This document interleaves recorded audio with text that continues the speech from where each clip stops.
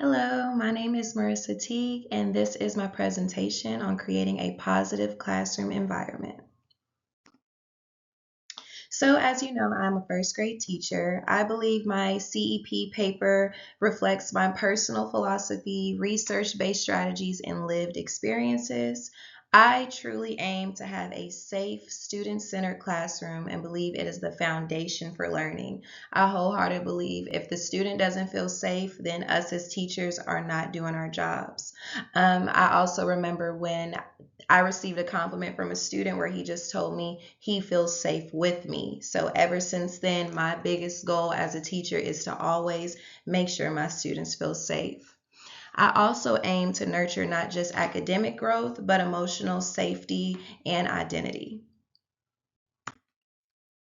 My management philosophy. So I believe students learn best when they feel safe, seen, and supported. If those are lacking in any areas, I believe that's when behavior issues arise and trust isn't built between the teacher and student. I also believe relationships are the heart of the classroom, and I choose to lead with empathy and not control. I am very, very big on empathy instead of coming off as a dictator. I was influenced by teachers who built trust and not fear. In my paper, I talked about how my third grade teacher, I believe she built fear in us more than trust. So we were always walking on eggshells around her because if we didn't, she would scream at us, we would get punished, just a whole bunch of stuff that as a child that age brought on a lot of anxiety. But as I grew older, in my paper, I talked about my theater teacher who worked so hard to help me ace my audition to get into YPAS, which is a youth performing arts school, because she had that trust in me and I trusted her. So she really did help me in that light, and I want to be the same for my students. My teaching approach. So I was more guided by the cooperative discipline and choice theory. The cooperative discipline was developed by Linda Albert. This approach emphasizes that students choose their behavior and teachers guide them to make better choices. So not just letting them do whatever they want to do, but helping them along the way as we figure it out. Choice theory developed by William Glasser. Students are internally motivated by five basic needs, which is belonging, power, freedom, fun, and survival. So I want to make sure as I continue my journey as a teacher, I hit all five of those things. So all in all about my teaching approach, I want to be a guide and not a commander. Like I said earlier, I don't want to be a dictator. I don't want to be in control, make them feel like they gotta just be controlled as kids. I really want to guide them in their options and their emotions and their academic success and growth. I also promote self regulation, empathy, and ownership. And lastly, my values are safety, belonging, creativity, and growth. My management strategies. So our school uses PBIS, which is a positive behavioral intervention and support. It's where we can give the students points for doing something good, acting in the hallway, and then once those points add up, they'll be able to do some type of fun activity, whether that's going inside of a treasure box, going to the store that we have. They get to buy those with their points. I also, in my classroom, behavior is encouraged with praise, incentives, and celebrations. I am a big party girl, so if they're doing what they're supposed to do, if they're showing kindness, if they're just being a helpful neighbor to their friend, I want to celebrate that. I want to celebrate them being a kind human being. So I am very, very big on that. And I also believe this builds confidence and reinforces community norms. My day-to-day management. So I explicitly teach and review procedures, especially in the beginning of the school year. That's a must so that they can get into the swing of things, start understanding. Because if we're not reviewing those and not staying true to them, then that's how they get lost, and that's when the students get lost. And again, that's when the behavior issues rises. So we got to practice lining up. We have to practice the transitions, and we have to practice our rotation centers. My transitions, I try to play music just to get them in the groove of things, especially if it's a transition straight from lunch. From lunch, they're up here and it's like they're just all over the place. So I do like to play music to transition them back to our math lesson or just back to the classroom in general so that it's not chaotic. In my classroom, my desks are arranged in groups of 4 to promote collaboration. I believe they can be able to build off of each other more when they're in a group rather than just in rows in the classroom. And my centers are clearly labeled to encourage independence. So as I'm starting my new school year, I'm going to make sure everything is labeled so that they know where to go get it. And again, so that their independence with that can grow.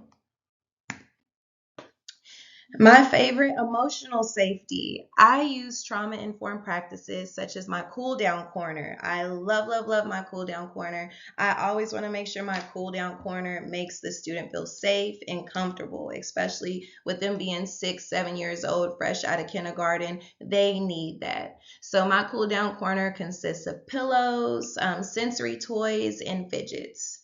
I also use peer mediation tactics in case students have disagreements that might affect them negatively. I don't let students have issues with each other or let that continue. I feel like that really weighs on them, especially when it's like a friend situation. So we do peer mediation.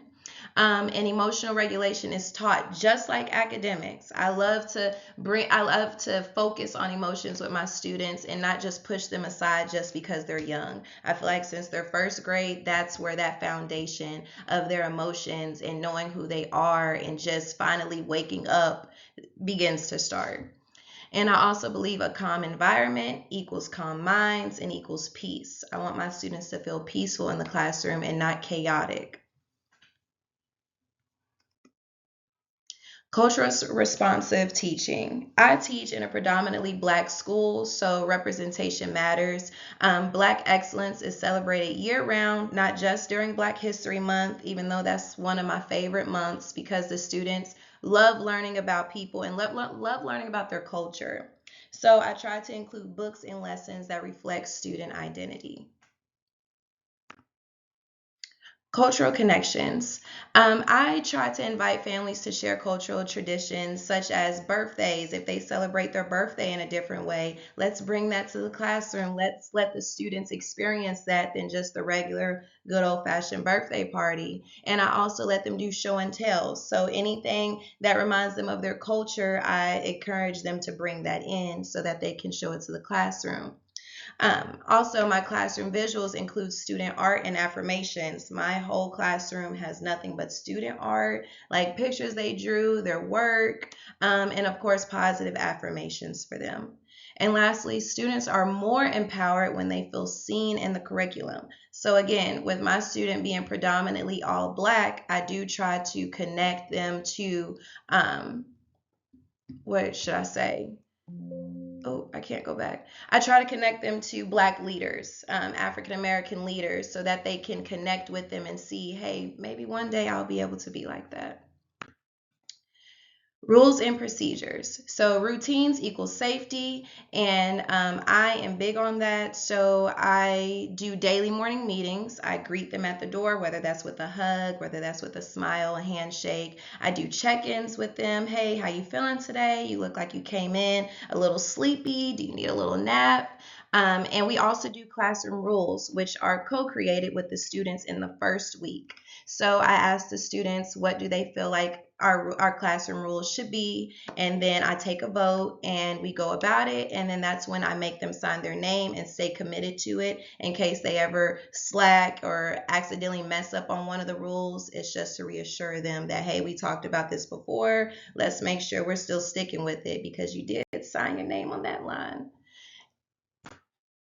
All right, and physical safety and design. I am a clean freak. I love my classroom to be clean, clutter free. I feel like clutter means disaster. So, walkways are clear, supplies within reach, calm lighting. I love my twinkle lights, soft visuals, which make it just, again, a safe space. I want my environment more than anything to say you are safe and welcome here. Student engagement and motivations. My lessons, since they are first graders, are very hands-on and real life connected. Students, when I had my supervisor come in, my supervisor come in, my students did rulers and string to measure objects during math. So they were measuring things around the room and they loved it. That was one of our best lessons last year. And again, just using positive reinforcement after long, drawn out lessons just to keep them encouraged. Dignity-based behavior response. I respond to behavior with empathy, not punishment. I like to ask questions. I like to offer space to reset, and I like to guide reflection.